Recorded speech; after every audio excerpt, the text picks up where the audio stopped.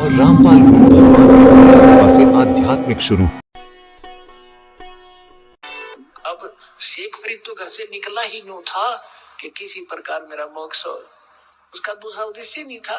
तो वो तो जाते ही आश्रम में उसकी टेंट, ये एक ही भावना थी कि गुरु जी नाराज नहीं होने चाहिए, गुरु जी रुष्ट हो गए तो भगवान रुष्ट गया। यानी ऐसी कोई क्रिया मुझसे ना बने कि जिससे गुरु जी की आत्मा को ठेस हो। तो हर संभव कोशिश करके अपने गुरु जी को प्रसन्न करता था और वो गुरु जी शेख फरीद की जी के ऊपर बड़ा प्रसन्न था। तो 5-7 और भक्त रहते थे आश्रम में।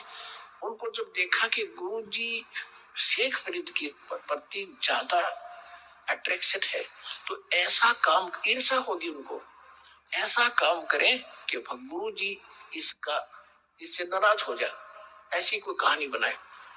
अब वो नकली जो गुरु था, सिद्ध तो था लेकिन था नकली। वो क्या करता था, शाम के अब खाना खाते हुक्का मांगा करता था, हुक्का पीता था। और उन्होंने क्या कर रखा था, संत जी ने सोचा ये आपस में झगड़ा वगड़ा ना करेंगे, सबकी सेवा बांट रखी थी कि एक दिन सेवा ये करेगा, रोटी भी बनाओगा, हुक्का भी पिलाओगा, सारे काम यही करेगा। तो जिस दिन शेख फरीद का नंबर आया, उन दूसरों ने क्या देखा कि वो गुरुजी इतना क्रोधी था कि खाना खाने के तुरंत बाद 5 मिनट के अंदर 5 मिनट से पहले हुक्का चाहिए उसको पीने के लिए। वो लेट जाता था आश्रम में अलग से कुटिया। अगर 2-4 मिनट लेट हो जाता तो उसको इतना धिक्कार था, गुस्सा हो जाता था, उसको कई दिन सेवा से वंचित कर देता था, मुंह से नहीं बोलता था, बाहर एक साइड में बैठा देता था। तो वो ये चाहते थे कि इसके शेख फरीद के साथ कभी ऐसा बने, वो मौका देवा नहीं था। एक बार उन्होंने क्या किया कि क्या करते था, शेख फरीद ने खाना बनाया कि गुरुजी को खाना खिला जाता और उधर से आग पहले ही चालू कर जाता था, हुक्के भरने के लिए आग पहले ही बना रखता था। खाना खिलाकर बर्तन धोकर रखकर आया तो पीछे से उन्होंने क्या किया, वो ईर्षा करने वाले चेलों ने, गुरु भाइयों ने वह आग बुझा दी। और मौसम था वर्षा का थोड़ा सा, लेकिन वो आग बुझने की जगह नहीं थी। उसने उससे भी ये ध्यान नहीं दिया आग क्यों बुझ गई। उसको तो ये चिंता थी कि आज तेरी करी कराई भक्ति गई और नाश हो जाएगा, गुरु जी नाराज हो गए और कोई आग नहीं, चूल्हा पर खत्म बंद हो गया। वहां से आधा किलोमीटर 1 किलोमीटर की दूरी पर नगरी थी, उसकी बाहर की तरफ से धुआं उठता देखा। वो दौड़ा गया। एक माई भोजन बनाने की तैयारी कर रही थी, ऐसे चमास यानी वर्षा के मौसम में लकड़ियां भी अच्छी नहीं, गिल्ली गाली सी हो जाती है। वो मुश्किल से आग फूक मार कर बनाओ थी, धुएं में आंखें लाल हो रही थी। और शेख फरीद भाग्या गया कि माई आग दे दे, माई आग देना, माई आग देना। उसने देखा बाबा जी आ गया। वह थी गुस्से वाली, कहने लगी आग ऐसे नहीं मिलती, आंख फुड़वानी पड़ती, आंख फुड़वा ले तू अपने, तू फुड़वा ले आंख। अब उसने सोचा भाई आग मिल जानी चाहिए, गुरु जी प्रसन्न हो, आंखें फुड़वा लो। माई ले, उन्होंने चिमटा दे के आंख काट के दर दी। अजय माई मैंने आग दे जल्दी, मेरे गुरु जी दुखी हो जाएंगे। और माई ने देखा तो उस बाबा का चेला है, गुस्से में कह दी वाटर की कि वो तो शराब देगा, तेरा नाश होगा। उसने तो सारी आग निकाल दी जितनी बना रखी थी।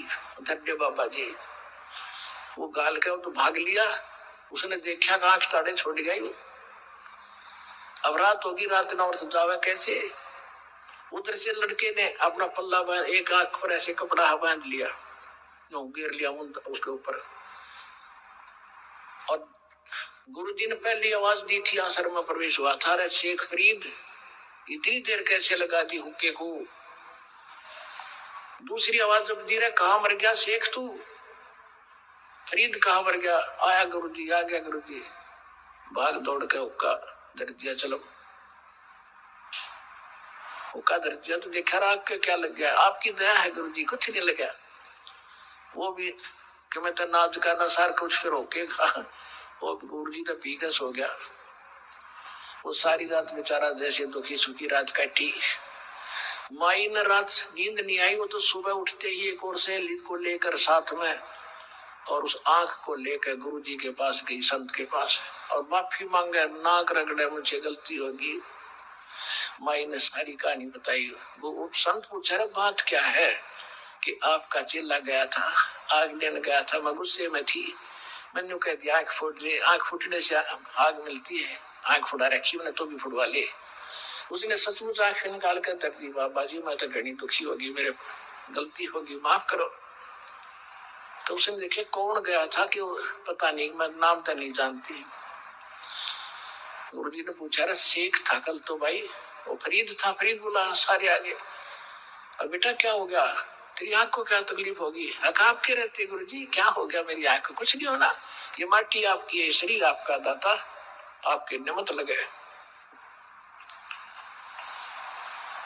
पुणात्मा हो। अब ऐसी समर्पित आत्मा और कहा जीवन नाश कर गई, दास ये बताना चाहता आपको। तो उसने कहा कि बेटा खोल इस पट्टी को। उन्होंने पट्टी खोली, आंख ठीक ठाक होगी, सब आंख होगी पर होगी छोटी, दूसरे वाली से छोटी होगी पर आंख ठीक ठाक होगी। और वो आंख पड़ी माई के बर्तन में। अब उस कारण से सारे नगर में आसपास उस बाबा जी की, उस नकली संत की सिद्धि के कारण इतनी महिमा होगी, वो पूछो मत, संत हो तो ऐसा हो। और पुण्यात्मा फिर शेख फरीद जी को डाउट क्या रहा कि ऐसा महापुरुष ये जो ज्ञान देगा सारा ठीक होगा। अब कहते हैं लागी का मार्ग और है लागे चोट काल जा करके, ऐसी लगन लगेगी तो भगवान मिलेगा। लेकिन वो लगन और गलत स्थान पे लगा दी। अब गाय से दूध मिलेगी, सब ना पता, अब गाय से दूध मिलेगा। और गाय की जगह किसी ने गधी दे दी होगी, या गाय है काट ले, भर ले बाल्टी, उसने कितना चारा खुआ लियो और कितना उसने कुछ कर लिया, वो गाय वाला काम नहीं कर सकती। श्रद्धा भी स्थान पर हो, ठीक ठिकाना हो, और फिर लगन लगावे। बबूल का बीज बो के और आम चाहने के लिए उसकी पूरी सेवा भी करता रहे, अंत में बबूल ही लगेंगे, आम नहीं लगेगा। आम के लिए तो आम का बीज बो के फिर वही लगन लगानी पड़ेगी, जिस तरह बबूल के पेड़ को प्रफुल्लित करने के लिए किया था। यानी आम का बीज बोकर भी वही श्रद्धा रखनी पड़ेगी, वही तरीका अपनाना पड़ेगा, तब ये बात बनेगी। फिर क्या हुआ, कुछ दिनों के बाद वो संत की मृत्यु होगी, सूफी संत मुसलमान की। और वहां फरीद जी, वो 5-7 जो बच्चे रह गए थे आपस में, उनके मन मुटाव होता था, तो वो क्या करता था, अपना वहां से निकल गया और एक कहीं जाकर साधना करी 12 वर्ष तक। और 12 वर्ष में केवल 1.25 मन अन्न खाया, 50 शेर 1.25 मन। अब 12 वर्ष में कितने, एक वर्ष में 365 दिन, और 12 वर्ष में कितने हो गए? और प्रतिदिन एक इंसान जीने के लिए कितना भोजन खाता है? आइडिया लगाना, 100 मन खा जा 12 साल में एक व्यक्ति। और वहां पर 40 किलो खाया 12 साल में, 50 किलो, तो शरीर तो कंडम हो गया, मांस रहा नहीं, अस्थि पिंजर शेष रहा। एक दिन वो लेटा ऐसे बैठा था, बैठ कर जैसे विषादना कर रहा था, कौवे आगे, उन्हें सोचे ये मनुष्य मर गया। आसपास आकर बैठे चार सब जगह देखा, वो तो मांस तो उस पर था ही नहीं था, खाल और हार्ड माथे पर बैठ गया आके। उन्हें आंख दिखी कुछ, इनमें मांस है, तो उन्होंने कोशिश की कि आंख निकाल ले इसकी, अपना पेट भरेंगे। तब शेख फरीद ने कहा, हाय कुएं में शेख फरीद ने कैसी मीठी बोल। फिर वो क्या किया उसने कि भाई यहाँ तो कौवे दुखी करेंगे मैंने, और वो कुएं में लटक गया उल्टा जाके, जब ये वाणी बोल करे, कुएं में शेख फरीद ने कैसी मीठी बोली वाणी, कुएं में शेख फरीद ने कैसी मीठी बोली बासा, तुम चुन चुन कागा खा ली और मेरे हाडों पर का मासा। तुम चुन चुन कागा खा ली और मेरे हाडों पर का मासा। मेरे दो नैना मत छेड़ना मोहे राम मिलन की आशा। मोरे दो नैना मत खाइयो भाई मन राम मिलन की आशा। जिन करी तपस्या घोर थी वो ओहे आश्रय अर्के। वो हुए आश्रय अर्क वो हुए आश्रय अर्क लागी का मार्ग और है लग चोट काल जा करके। अब देखो कितनी प्यारी आत्मा परमात्मा के लिए शरीर की परवाह नहीं की, क्योंकि वो भगवान की लिए निकली थी। अब जैसे 12 साल अरे ये अन्न खावा वो जीवित रह सकता है, लेकिन परमात्मा के नाम पर आश्रित था, तो उसकी लाज कबीर साहब रखते हैं कि तेरे नाम पर बैठा है, इसने ढोल दे डले, वो जब मानेगा जब कति कंडम हो लेगा। अब शेख फरीद ने सोचा कि भाई नाश बात बिगड़ गई, आता ना भगवान मिला, शरीर अंत होने को आ गया, कौवे आंख भी खा जाएंगे, फिर मैं कितना जोगा नहीं रहूंगा, भगवान का दर्शन कैसे करूंगा। अब जैसा उस गुरु जी ने साधना बता रखी थी, वो तप करने लग गया बेचारा, वो तपस्वी थे। जैसी भांग उबो रहा था वो चिल्लियों को शिक्षा दे गया। अब चिल्ला तो वही होता, उसने समर्पण कर ही रखा था, जो गुरु जी कह दी सारी सच्ची और ऐसा ही करूंगा। लेकिन उससे मिलना कुछ नहीं था जब तक पूर्ण संत नहीं मिलेंगे।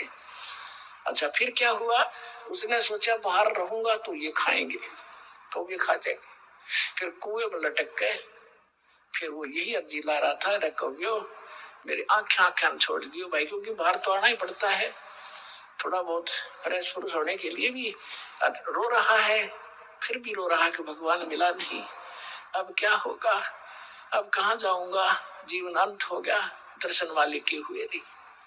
अब परमात्मा आए, परमेश्वर जो भगवान है हमारे, जो जन मेरी शरण है ताका हूँ मैं दास, गेल गेल ला गया फिर जब तक धरती कैसे। ये शेख फरीद वही था जो इस कलयुग में भी चल गया था पिछली पीढ़ी से, और साथी मालिक ही था, सोच रखा था मैं जिस धर्म में जन्मया हूँ यही से मोक्ष होगा। धर्म का इसमें कोई रोल नहीं, धार्मिकता का रोल है, और सच्ची भक्ति होगी, कोई धर्म हो कोई जाति हो, मनुष्य जीवन हो वो पार होगा। अब कबीर परमेश्वर जी आए, एक साधु रूप बना के जिंदा महात्मा का, कुएं पर खड़े हो गए, रस्सा बांध कर वृक्ष के, और नीचे लटका हुआ था पैरों का बांध कर शेख फरीद। नीचे ने सिर था, ऊपर ने पैर थे। परमात्मा ने नो का नो पकड़ कर रस्सा बाहर निकालना, जो तड़प रहा था। अब पुकार तो अपने अपने गीता अपने सुना करे, हमारा बाप ही कबीर साहब है, सत्य पुरुष है। जब उसने बाहर खींचा तो पहले क्या करते थे, पाली आ जाते थे ग्वाले, वो शेख फरीद तपस्या कुएं में करता था, बाहर आकर थोड़ी बहुत देर बैठता था, तो पाली उसके रस्से को पकड़ के डंडी से ऐसे हिला देते थे। वो कभी इधर लगता था कुएं में, कभी इधर लगता था, वो फिर यूं कर लेता था। पाली छोड़ छाड़ कर थोड़ी देर छेड़ छाड़ कर चले जाते थे, कोई बद्दुआ नहीं देता था। प्रार्थना करता था भाई ना छेड़ो मुझे, मैं अपना काम कर रहा हूं। तो उसने सोचा उस दिन कि आज तो ऐसा शरारती व्यक्ति आ गया, इसने मैं बाहर निकाल लिया। पहले तो छेड़ छाड़ कर चले जाते थे, मैं थोड़ी देर में हो जाता था सेंटर में। उसने कहा, शेख फरीद ने कहा कि भाई आप कौन हो, मुझे ना तंग करो, मैं अपना काम कर रहा हूं, तुम अपना करो। साधु संतों को छेड़ ऐसे नहीं सताया करते। परमात्मा बोले आप क्या कर रहे हो महात्मा जी, कि मैं भगवान के लिए तड़प रहा हूँ, भगवान के दर्शन करने के लिए, दीदार करने के लिए मैं भक्ति कर रहा हूँ, मुझे करने दे, थोड़ा ही समय रह रहा है, मैं अपनी भगवान के दर्शन करूंगा। परमात्मा बोले कि मैं हूँ अल्लाह अकबर जिसके आप दीदार करना चाहते हैं। अब वो कहता है शेख फरीद है कि नहीं नहीं ऐसे ना बोलो, ऐसा मत बोलो। ऐसा जो कहता है उसको पाप लगता है, अल्लाह कभी पृथ्वी पर नहीं आता, अल्लाह दर्शन नहीं देता, वो तो पर्दे के पीछे से बोलता है। परमात्मा बोले आप किस लिए यहाँ कर रहे हो? आप कह रहे हो कि मैं भगवान के दर्शन के लिए और प्रयत्न कर रहा हूँ, दीदार करूंगा उसके। हर भगवान कैसा है? आप कहते हो भगवान तो बेचून है, निराकार है। वो खुद कह रहा है कि भगवान तो निराकार है, वो तेरे जैसा नहीं हो सकता, तुझे पाप लगेगा।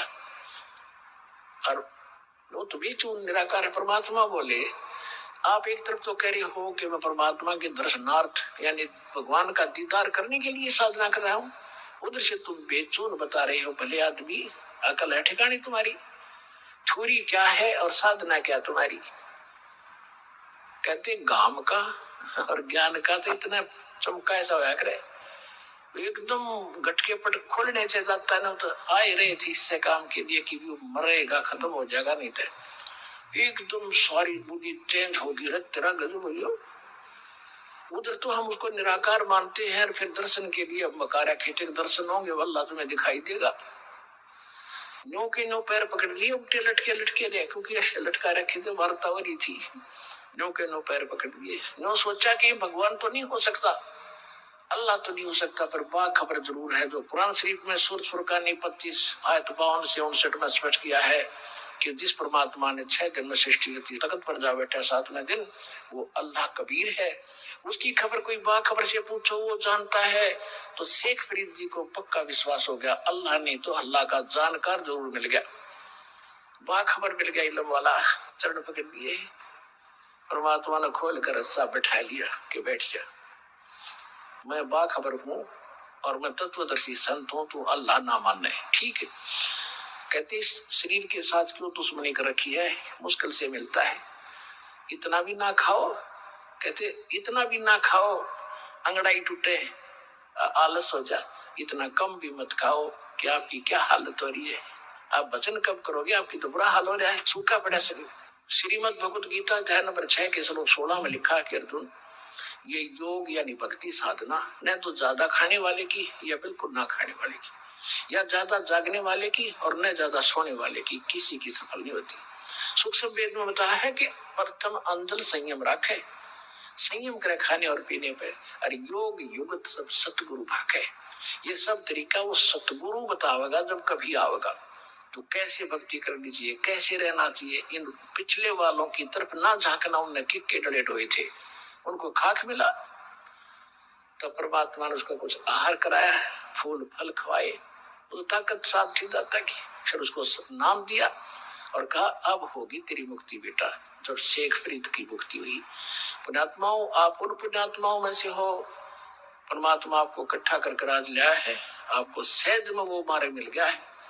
इसकी भक्ति करो और सच्चे दिल आखिरी सांस तक लगे रहना, संसार की तरफ ना देखना, तुम्हारा बेड़ा पार होगा, तुम्हारा मोक्ष होगा।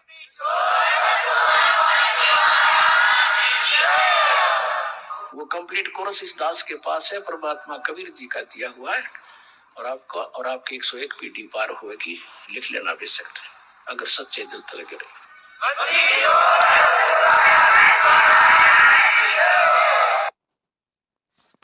पूर्ण परमात्मा बंदी छोड़ कबीर परमेश्वर जी हम सभी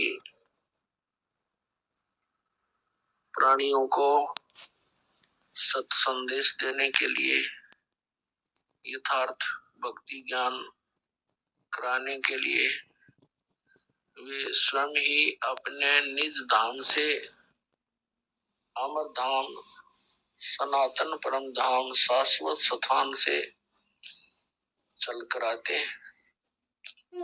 वे सह शरीर आते हैं, सह शरीर चले जाते हैं।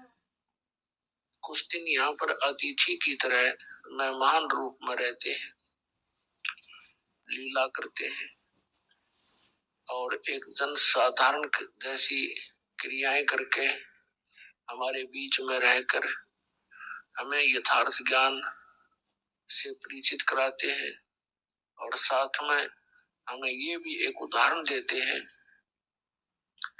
कि जिस लोक के अंदर आप रह रहे हो ये लोक अच्छा नहीं है, इसमें आप जी स्थायी होने की चेष्टा करते हो। आप यहाँ लंबे चौड़े जुगाड़ बनाना चाहते हो, कई कई कोठियां बना लेते हो। उन्हीं घोंसलों को बनाने में आप सारा जीवन व्यर्थ कर देते हो और अचानक आपको ये काल मार डालता है, पूरे परिवार को दुर्घटनाग्रस्त करके या कोई अन्य प्राकृतिक आपदाएं पैदा करके, जैसे भूकंप, फ्लड अचानक आ जाना, फिर तुम्हें मार देता है। जिन वस्तुओं को तुम आजीवन बनाने में लगे रहते हो वो आपके मृत्यु के उपरांत कुछ काम नहीं आती।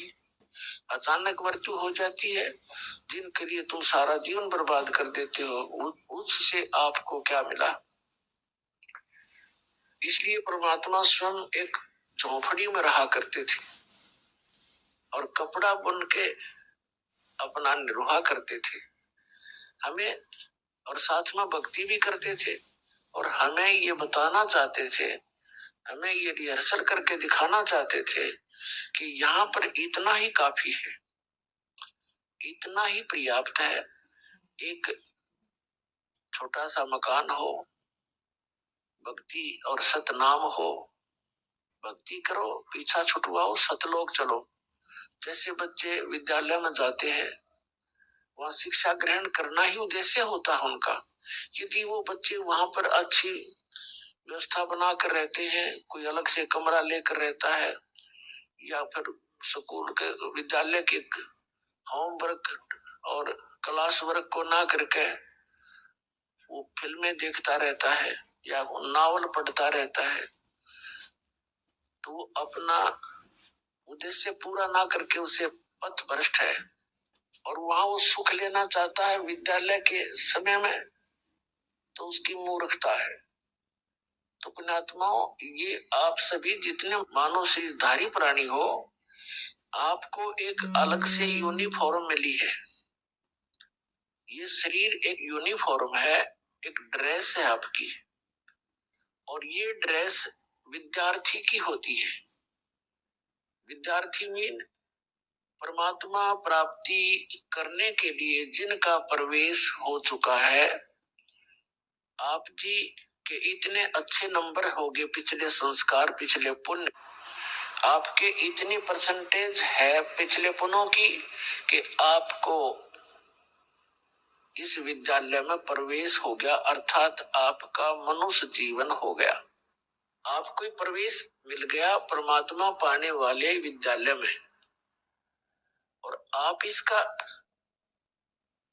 उपयोग कैसे कर रहे हैं ये आपको खूब पता है। इसका प्रयोग उपयोग करना कैसे चाहिए था, ये सत्संग से ज्ञान होता है।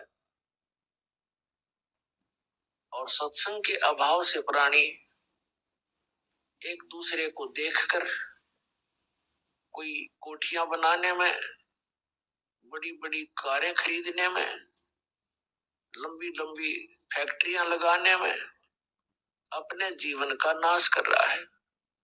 और फिर विवाह के अंदर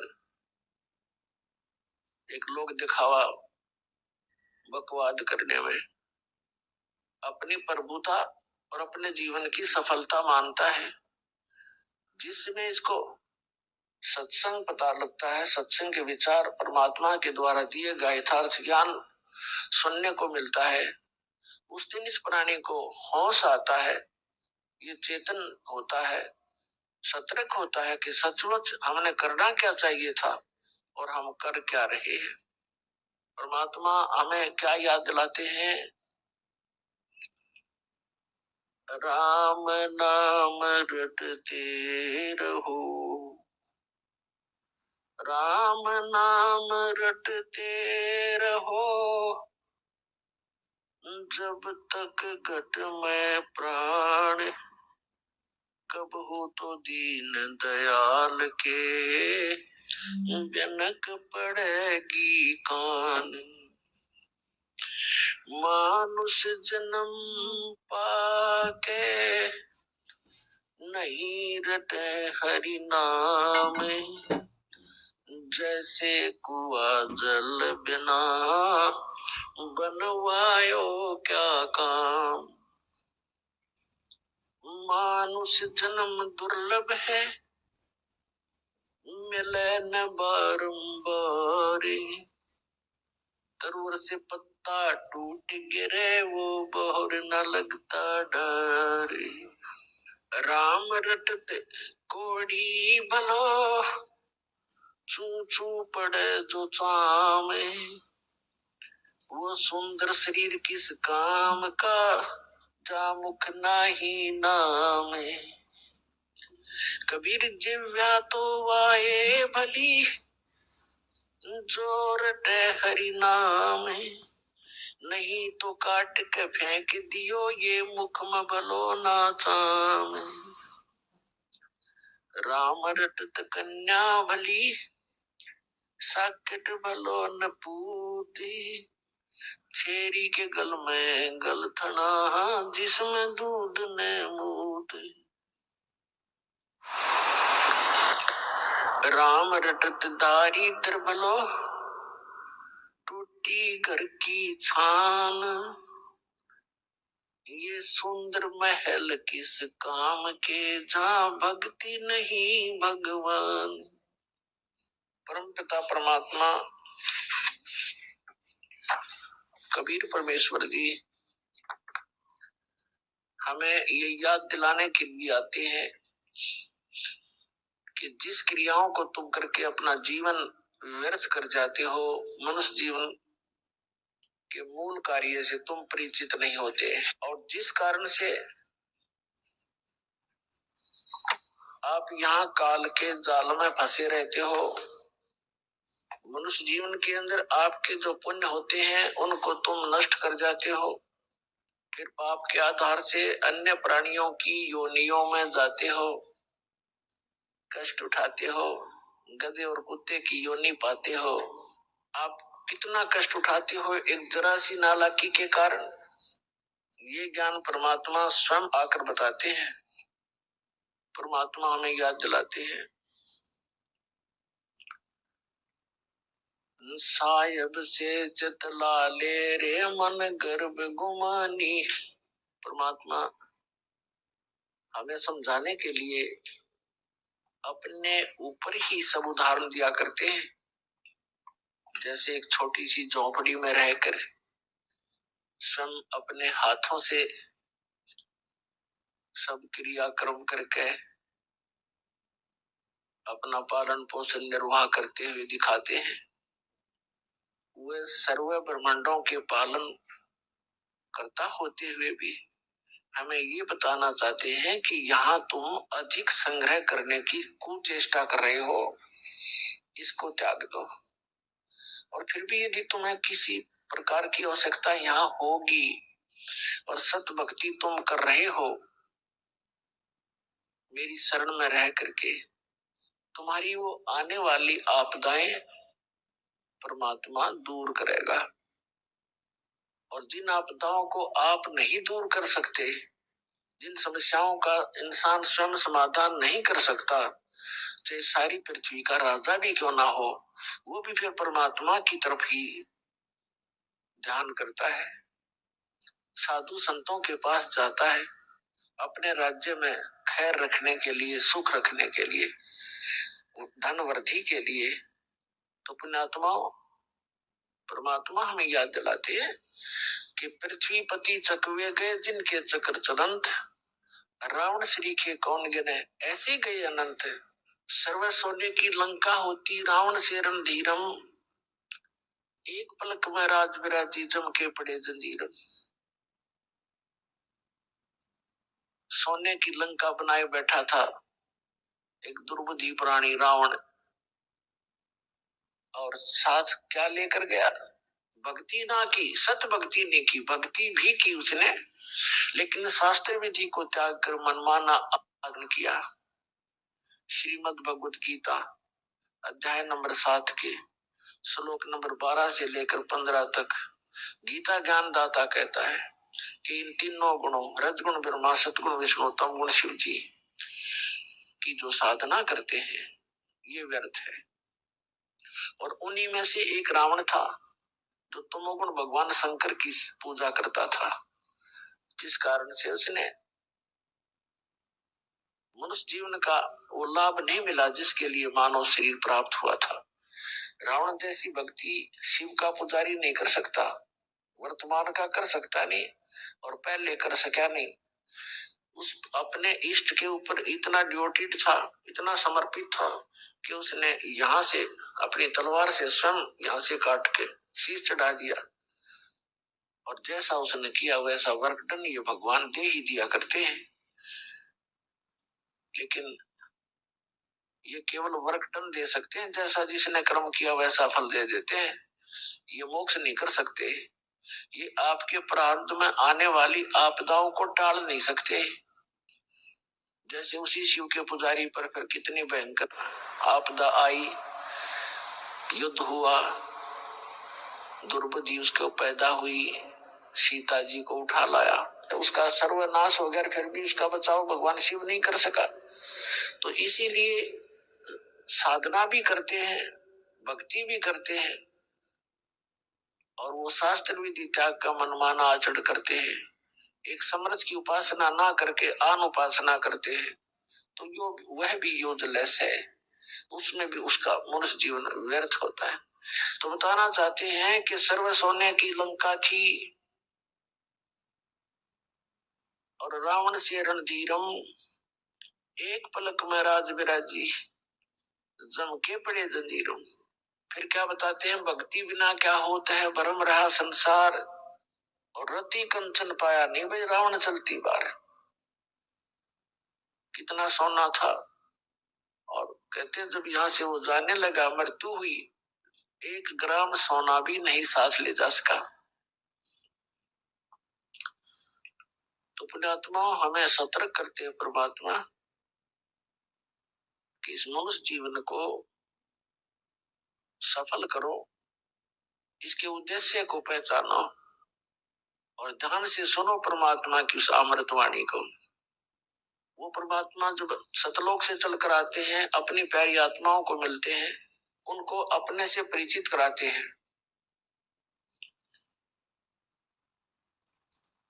अपने सामर्थ्य से परिचित कराते हैं, अपने सचखंड सतलोक से जहां परमात्मा रहते हैं, सह शरीर रहते हैं, उससे परिचित कराते हैं। उसके पश्चात परमात्मा से परिचित हुए संत, वो पुण्यात्माएं भी परमात्मा की महिमा यथार्थ रूप में सुनाया करते हैं। वो परमेश्वर किन किन महापुरुषों को मिले हैं, आदरणीय धर्मदास साहिब जी को, आदरणीय मलुकदास साहिब जी को, आदरणीय नानक साहिब जी को, आदरणीय दादू साहिब जी को, आदरणीय गरीबदास साहिब जी गांव छुड़ाने जिला झज्जर हरियाणा वाले को, आदरणीय गीसा दास साहिब जी को गांव खेखड़ा जिला मेरठ उत्तर प्रदेश वाले को, और भी बहुत से महापुरुषों को मिले हैं, लेकिन ये आपको भी याद है और दास के भी नॉलेज में है, तो इन्हीं के उदाहरण आपको आसानी से समझ में आएंगे। अन्य तो बहुत सारे महापुरुषों को मिले हैं, किसी ने उनकी बात को स्वीकारा, किसी ने नहीं स्वीकारा, तो ऐसे वो परमात्मा हमारे लिए भटक रहा है। उसके लिए, उस परमात्मा के लिए कोई जाति मजहब नहीं है, उसको तो अपनी आत्मा दिखाई देती है, वो किसी भी कहीं भी किसी मजहब में जन्म है उनका। हमें क्या समझाना चाहते हैं परमात्मा,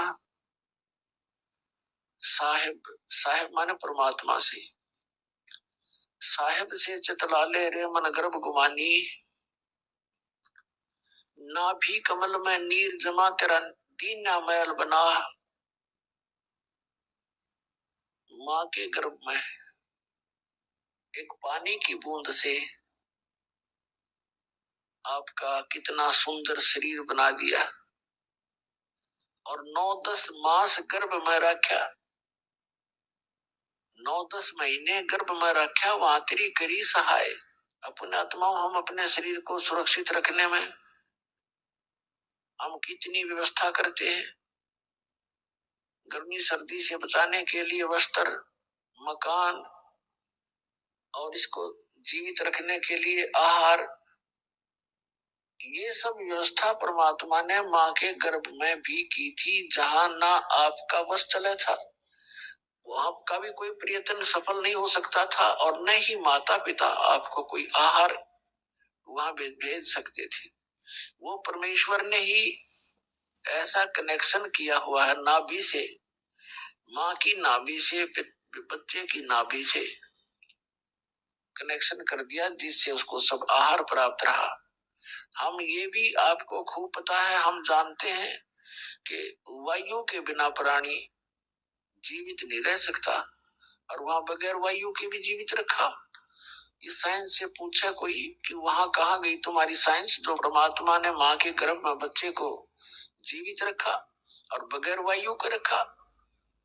पुण्यात्माओं, काल ने तो टांग अडानते मतलब है कि ये भगवान ना पहचान ले, और ये शिक्षा भगवान ने, परमात्मा कबीर जी ने हमें अब इस युग में देना अनिवार्य समझा, इसलिए इस शिक्षा का प्रचार करवाया। अन्यथा इस शिक्षा की कति जरूरत नहीं, इस विज्ञान की हमने कति आवश्यकता नहीं। इस विज्ञान ने हमें क्या दिया, भगवान से कोसों दूर किया, और साथ में क्या बनाया इन्होंने, परमाणु बम, और एक दूसरे पर लिए खड़े, आ जा मैं भी तैयार हूं, फूक दे 1 मिनट में, नाश कर बैठे।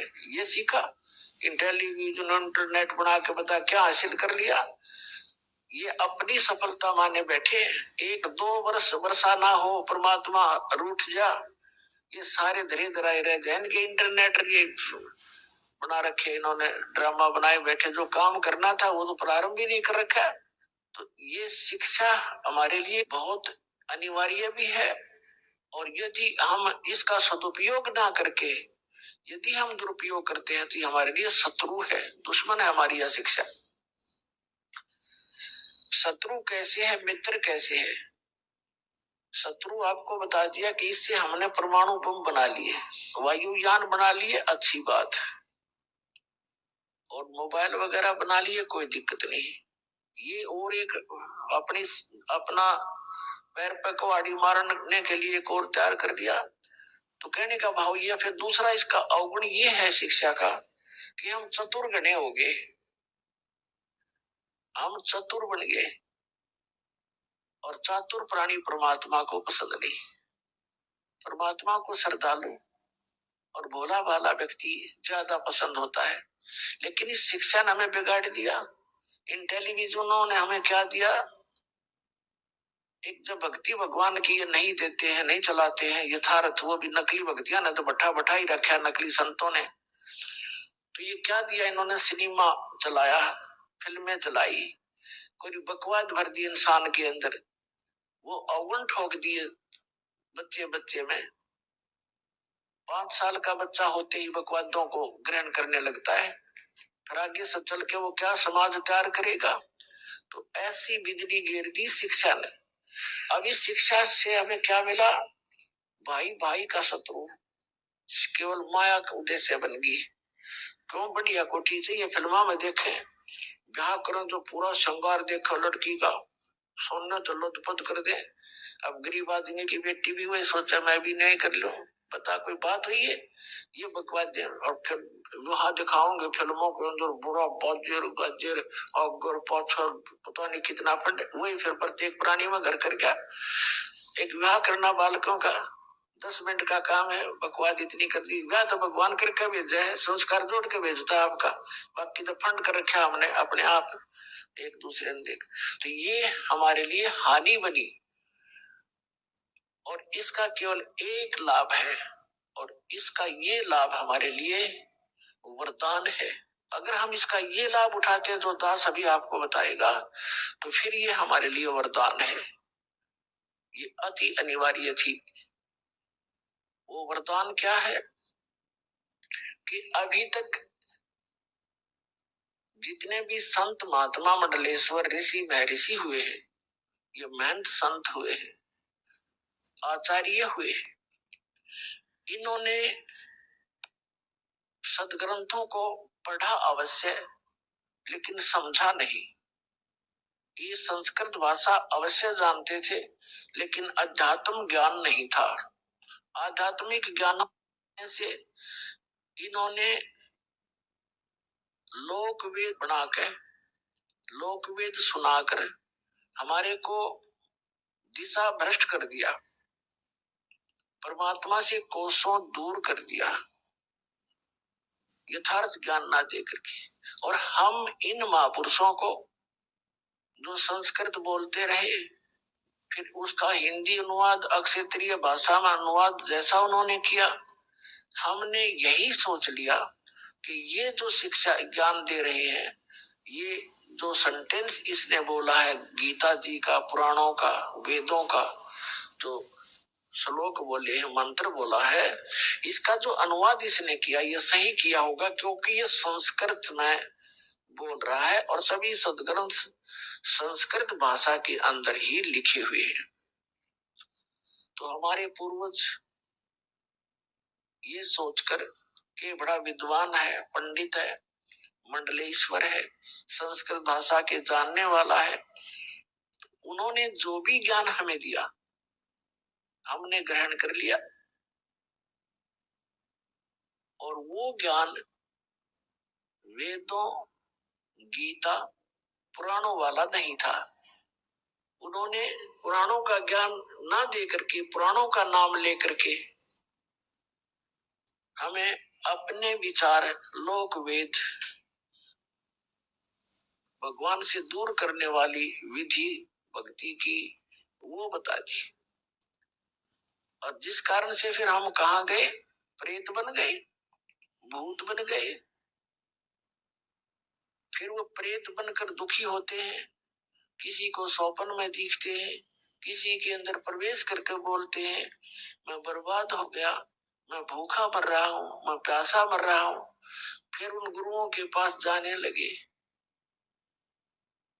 कि हे आचार्य जी, हे गुरुदेव, हे महात्मा जी, मेरे पिताजी ऐसे ऐसे मेरी बहन में बोल रहे थे, वो कह रहे मैं भूखा प्यासा हूँ। आप तो कह रहे थे वो स्वर्ग चला गया, आपने सब क्रियाएं भी कर दी, फिर वे भी कर दी, अस्थियां भी चुनकर गंगा में प्रवाह करवा दी गति करने के लिए। पहले तो महीना भी करते थे, फिर 6 महीना वाले भी करते थे, फिर साल का भी एक जुगाड़ करते थे। उसके बावजूद फिर वो भूत बना हुआ। फिर वो क्या कहते थे, अब तुम श्राद्ध निकाल दो, वो तृप्त हो जाएंगे। हम बताओ, अब श्राद्ध निकाल दो, वो तृप्त हो जाएंगे। फिर श्राद्ध शुरू कर दिए। अब उनमें भी फिर उन्होंने वो अपनी अटकल अड़ाई, कोई वेद गीता आदि को आधार नहीं बनाया। तो जिस कारण से हम परमात्मा से कोसों दूर हो गए। अब वो हमें पुराणों का नाम लेकर के क्या ज्ञान सुनाया करते थे कि श्री ब्रह्मा जी, श्री विष्णु जी, श्री शिव जी, रजगुण श्री ब्रह्मा जी, सतगुण श्री विष्णु जी और तमगुण श्री शिव जी, ये अजरो अमर है, इनकी कोई माता पिता नहीं है, इनकी जन्म मृत्यु नहीं होती।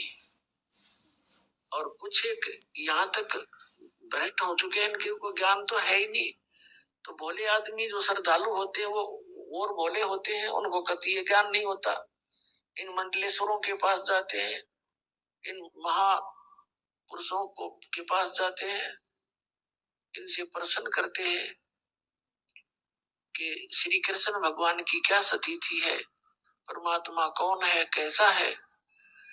तो क्या बताते हैं कि श्री कृष्ण भगवान स्वयं परमात्मा है, ये पूर्ण ब्रह्म है, ये सर्वशक्तिमान है, इसके अतिरिक्त कोई भगवान नहीं है, ये समृद्ध शक्ति है।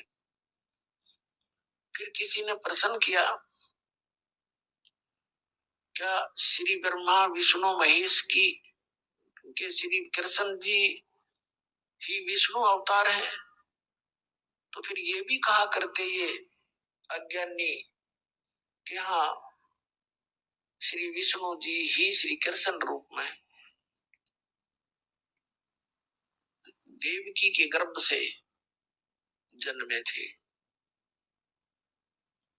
और फिर इनसे कोई पूछता है क्या श्री ब्रह्मा विष्णु महेश की मृत्यु होती है? तो ये क्या कहा करते, कुछ एक तो कहते थे कि ब्रह्मा की तो मृत्यु होती है, श्री विष्णु और श्री शंकर भगवान इनकी मृत्यु नहीं होती। कुछ एक चातुर प्राणी कहते हैं कि ब्रह्मा विष्णु महेश की जन्म मृत्यु तो नहीं कह सकते, हाँ कहीं ना कहीं सर्ग के अंत में उस विराट परमात्मा में लीन हो जाना ऐसा तो है। अरे भले आदमी जब वो मरे गए, लीन हो गए, तो मृत्यु नहीं हुई तो कखते न पता नहीं। मूर्ख हमारे सारे संसार ने बड़े बड़े ऊपर का लोग दिखावा साधु बड़ के। कबीर साहब कहते हैं कंठी माला सुमरनी और टिक्की बिंदी ला के, कंठी माला सुमरनी ये पैरे से क्या हो, ऊपर ढूंढा साध का और अंतर रखा खो।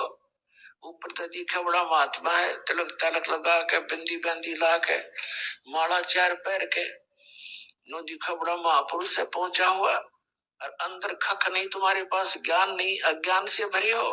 तो ऊपर ढूंढा साध का, ऊपर तो ढूंढा ठा रखा बड़ा महापुरुष होगा लोग दिखावा, और अंतर रखा खो, अंतर ज्ञान नहीं पूरा। गीता जी को आधार मानते हैं कि गीता जैसा ग्रंथ नहीं। श्रीमद् भगवत गीता एक बहुत ही अनमोल ग्रंथ है। और फिर नाम देते हैं हरे कृष्ण हरे राम, राधे श्याम सीताराम। बताओ गीता जी में कहीं पर ये, या आप भी मूर्ख बन औरों को भी जीवन बर्बाद कर रहे आत्माओं का। पहले हमें ज्ञान नहीं था, इन किन बकवादों को हम समझ नहीं सके जो क्या उआ बाई बक रहे हैं ये। पहले एक प्रश्न किया किसी ने एक आचार्य से, उससे पूछा क्या ब्रह्मा विष्णु महेश किसकी भक्ति करते हैं, वो भी साधना कर रहे हैं, भगवान शिव को देख लो ऐसे बैठे समाधि में। कोई कहता है कि ये उस विराट परमात्मा की भक्ति करते हैं ब्रह्मा विष्णु महेश।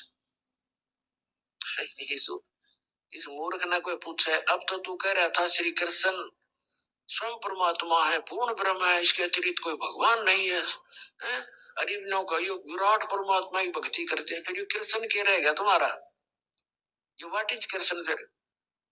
इब तो तू कह रहा श्री कृष्ण सुप्रीम पावर है, अनंत कोट ब्रह्मांड का मालिक है, अरे हाँ कहीं ना कहीं कि उसमें विराट परमात्मा में लीन हो जाते हैं, ये किसी उस परमात्मा की भक्ति करते हैं। ये इसको कहते हैं कि सटदल हुआ बाई बगदा, माला पहर हट बिंदी लाके ये हुए हैं मुक्ता। मोक्ष समझ रहे अपने आप में, और सटदल हुआ बाई बगदा। गीता जी में है कहीं ऐसा परम प्रमाण इनका। फिर एक ने तो यहाँ तक कह दिया, कुछ एक तो यहाँ तक बुद्धि खराब है, महर्षि कहाँ है आचार्य कहवाते हैं। पहले तो कह रहा है कि आपका इष्ट देव कौन है, पूछा किसी ने, उत्तर दे रहा है कि मेरा श्री कृष्ण भगवान इष्ट देव है। कृष्ण भगवान स्वयं परमात्मा है, सर्व सृष्टि के रचनहार है, अखिल ब्रह्मांड के स्वामी। फिर उससे पूछा कि ब्रह्मा विष्णु महेश ये किसकी भक्ति करते हैं, कि श्री कृष्ण की भक्ति करते हैं। ये मूर्ख बना रहे थे हमने ऐसे। फिर पूछा उसने कि क्या श्री कृष्ण ही विष्णु जी के अवतार हैं, श्री कृष्ण जी में और विष्णु में क्या अंतर है। उत्तर देता है वह ज्ञानी कि ऐसा है, जब भगवान श्री कृष्ण और विष्णु में कोई अंतर नहीं है। जब पालन करना होता है तो मुकुट मकट पहनकर सुदर्शन चक्र धारण करके ये तब ऐसा करते हैं। और श्री कृष्ण रूप में जैसे कोई अधिकारी होता है, वर्दी वर्दी उतार के आराम से रह रहा है तो समझो कृष्ण रूप में, और जब वो ऑफिस में जाता है तो फिर श्री कृष्ण विष्णु ही बनकर मुकुट मुकुट धार कर वहां वैसे होता है। इसमें श्री कृष्ण और विष्णु में कोई अंतर नहीं है। अरे फूटे भाग इसे आचार्य मिले। पहले तो कह रहा था श्री कृष्ण भगवान की भक्ति करते हैं ब्रह्मा विष्णु महेश, फिर कह रहा है कि श्री कृष्ण और विष्णु में कोई अंतर नहीं। नकल देखो इनकी। तो पुण्यात्माओं ऐसे हम इन अज्ञानियों को और महापुरुष समझते थे, क्योंकि ये संस्कृत बोला करते थे। क्योंकि जो बालक बचपन से ही संस्कृत बोलने लग जाए तो वो तो फिर अभ्यास हो जाता है, उसके घर में भी